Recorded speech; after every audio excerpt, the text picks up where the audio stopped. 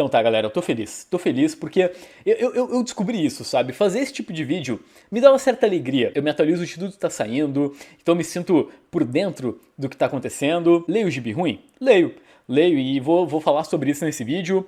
Então vamos lá pro catálogo da Panini Comics de abril. Quadrinhos estão chegando aí no mês que vem nas bancas e nas livrarias. A gente começa com um destaque que não estava na live da Panini, que é a nova fase do Demolidor, que começa no volume 9 da edição brasileira, né? O nono encadernado aí do Chip Zdarsky com o Marco Checchetto, onde começa a Saga do Punho Vermelho. E eu sei que o nome é Saga, mas não é um evento, na verdade se passa nos encadernados do Demolidor. E esse momento da revista do personagem é legal porque ela se foca na parte ninja. Até então a gente tinha muito desenvolvimento da parte urbana, e aí teve o Reinado do Demônio, que foi aquela saga ali envolvendo o Wilson Fisk. O Matt Murdock foi dado como morto, e agora o Demolidor vai fundar um clã de ninjas chamado Punho Vermelho para tentar derrotar o Tentáculo, que é liderado pelo Justiceiro. Então se preparem para altas confusões. Essa edição ela é mais uma introdução a esse novo conceito, esse novo momento do personagem, ele saindo de Nova York, encontrando Elektra, o Stick. É um volume legal com um futuro promissor. Depois a gente vai para a edição número 5 do Espetacular Homem-Aranha, né, a nova revista mensal do personagem da Panini, que aqui tem as edições 7 e 8 do personagem. O que é interessante aqui? Vamos lá, vocês estão vendo na capa, Norman Osborn agora vai virar uma espécie de Tony Stark do Peter. Ele vai ceder os armamentos, tecnologia e tudo mais do Duende Verde pro Peter combater o crime. Isso tá meio afastado dos quadrinhos, eu sei que isso pode parecer um pouco estranho, mas na saga do Devorador de Pecados, que é da fase anterior do Homem-Aranha, o Norman Osborn foi purificado, então teoricamente ele é um cara do bem, e nesse momento na revista do Homem-Aranha, o Peter ele fez alguma cagada, que é o grande mistério aí dessa nova fase, e afastou todo mundo dele. A Mary Jane tá com outro cara, nem a Tia May aguenta mais o próprio sobrinho, e agora o Norman Osborn é uma das pessoas que o Peter Parker pode contar. Então, gente, eu tô achando essa fase muito sem graça. Nossa, foi assim, por um primeiro arco de revista do Homem-Aranha, o Amazing Spider-Man, o título principal do personagem, não dá pra acreditar que o primeiro vilão foi o Lápide. Que historinha sem graça. Mas vamos lá, né? Eu acho que dificilmente a Marvel erra quando tem uma história do Homem-Aranha com o Duende Verde. É sempre legal, então eu pretendo continuar acompanhando. Depois a gente vai pro Eternos Volume 3. Essa edição, ela não é uma continuação da revista mensal dos Eternos. Na verdade, se vocês forem ver o conteúdo, ó, tem o Thanos Rises e mais alguns outros one-shots dos Eternos. Eu já li o Thanos Rises e é muito, muito legal. Os Eternos, eles são um grupo de personagens que...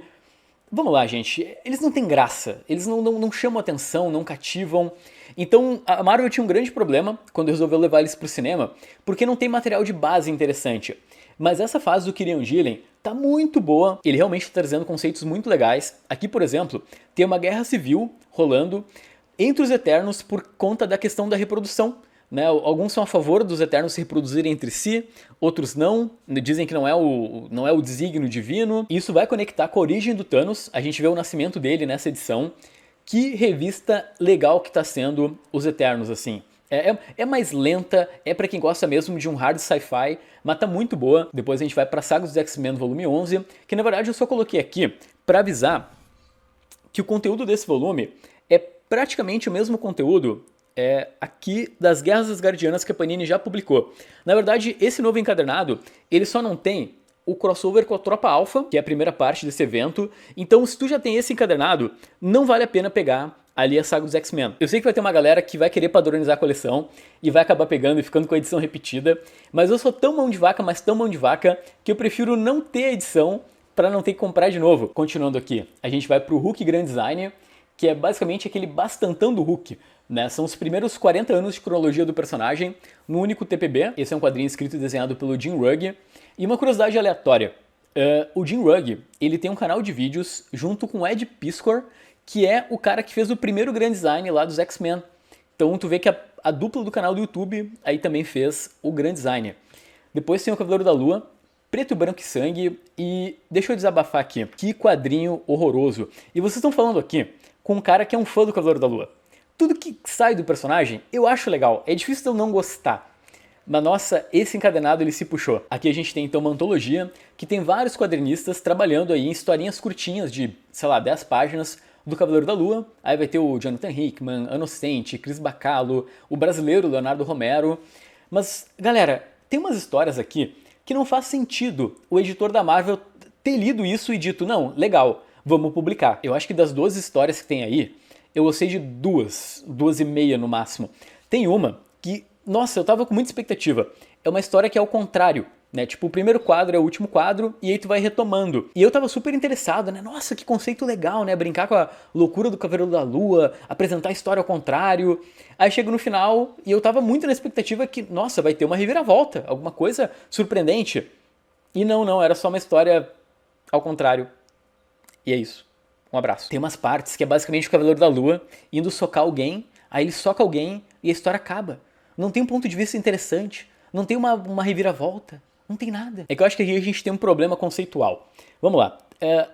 Esse gibi é um gibi de uma cagada, tá? É o gibi que tu vai ali, tu tá indo no banheiro, tu lê uma historinha rápida do Cavaleiro da Lua, às vezes é legal, às vezes não, e era isso.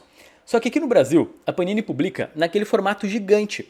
Então parece que é um negócio super, sabe, elaborado do Cavaleiro da Lua e, pô, sinceramente, é um gibi qualquer, assim. Ok, feito o desabafo, vamos pra próxima publicação, que é o 4º volume aí do Marvel Teens, do Miles Morales, que eu acho que essa é a última parte do personagem antes dele vir pro universo Ultimate. E na sequência tem a garota, a menina da lua e o dinossauro demônio. Essa publicação ela demorou muito para sair no Brasil, mas é um dos gibis teen, assim, mais comentados lá fora. Justiceiro por Garfienes, volume 3, eu tô pegando essa publicação, é um quadrinho para quem tem um humor meio duvidoso, é um gibi escroto, e é legal que esse volume, ó, se vocês forem ver, ele termina com o Justiceiro Zona de Guerra de 2008, que é a ressurreição da Mamanuchi. Sim, a mesma personagem lá do primeiro encadernado, que é o Bem-vindo de Volta Frank, ela volta para mais um show de escrutidão, loucurada, o Garfienes surtado descrevendo o personagem. Depende do teu humor, tá? Se tu acha legal ou não. Depois tem os Novos Mutantes, né? O Marvel Essenciais. E esse eu acho que é o Marvel Essenciais que dá pra chamar realmente de Marvel Essenciais, porque é histórico. Esse é o primeiro spin-off regular do universo mutante, né? A primeira série que saía junto com os X-Men, ali nos anos 80. E é interessante porque aqui a gente tem o Bill Sienkiewicz mudando o padrão de desenho da Marvel. É uma edição que quebrou paradigmas, né? A gente tem aí a saga do Urso Demônio. É um quadrinho mais teen, porque é um grupo de adolescentes, mas ao mesmo tempo eu acho que ele é um pouquinho mais sombrio. Eu acho que pô, tem umas coisas meio pesadas aí que acontecem nessa saga. Eu li faz uns anos, assim, e achei bem legal. Bom, vamos lá. Depois a gente vai para Surfista Prateado Parábola, Grandes Tesouros Marvel, que é aquela coleção da Panini gigantesca que vai representar as graphic novels da Marvel. Bom, galera, essa é uma das publicações mais legais que a Marvel já criou na sua história. É o Stan Lee e o Moebius contando uma história sobre fé, religião, envolvendo o Galactus voltando para a Terra e o Surfista Prateado tentando enfrentar, então, o Gigante Roxo. Eu já comentei algumas vezes aqui no canal que eu não acho necessário o tamanho dessa publicação, porque é muito grande, assim, sabe? Eu acabo preferindo ir correr atrás das graphic novels antigas, que eu consigo por um valor mais acessível. Mas especificamente essa, eu acho que é justo sair num formatão, porque é muito, muito legal. E, gente, é o desenho do Moebius, eu acho que nesse caso vale a pena ver em tela grande. Aí o volume 10 da edição definitiva do Homem-Aranha, e a gente chega aí no último quadrinho desse checklist, que é a Saga do Homem-Aranha, volume 1. Aqui a gente vai ter a fase Roger Stern no personagem, que é uma fase que eu nunca li toda, mas eu acho que muita gente aqui também já leu pequenos momentos que o Roger Stern fez que marcaram a cronologia do personagem. Ele foi o cara que criou, por exemplo, o Duende Macabro. Ele escreveu uma das minhas histórias favoritas, que é O Garoto que Colecionava Homem-Aranha. Ele fez aquele Ninguém Pode Parar o Fanático, eu não sei quanto a ti, mas eu tô fazendo essas sagas da Panini, é a publicação mais legal em banca hoje. São fases que eu nunca imaginei que iam sair de novo aqui no Brasil, e a Panini arranjou um jeito de colocar isso de volta em catálogo. Então, gente, eu tenho um problema sério, porque boa parte desse catálogo eu pretendo pegar, né? Tipo a saga do Homem-Aranha, eu tô fazendo a edição definitiva, o Justiceiro do Garfienes, deixa eu ver o que mais, esse Miles Morales e mais ali aquelas mensais que eu tinha comentado os encadenados regulares aí da Eternos, X-Men, o X-Men eu vou pular, né? E tu aí do outro lado. Vai pegar muita coisa desse catálogo. Eu acho que abril vai ser um baita de um mês. Vai ter muita coisa boa pra gente ler, tanto da Marvel quanto da DC. Ah, lembra de apertar no botão do like. Esse não é um vídeo de jabá, na verdade é um comentário sincero sobre quadrinhos que estão chegando em abril, mas essas pré-vendas estão aqui na descrição do vídeo, tá? E eu te agradeço muito por clicar, tá bom? Tchau, tchau.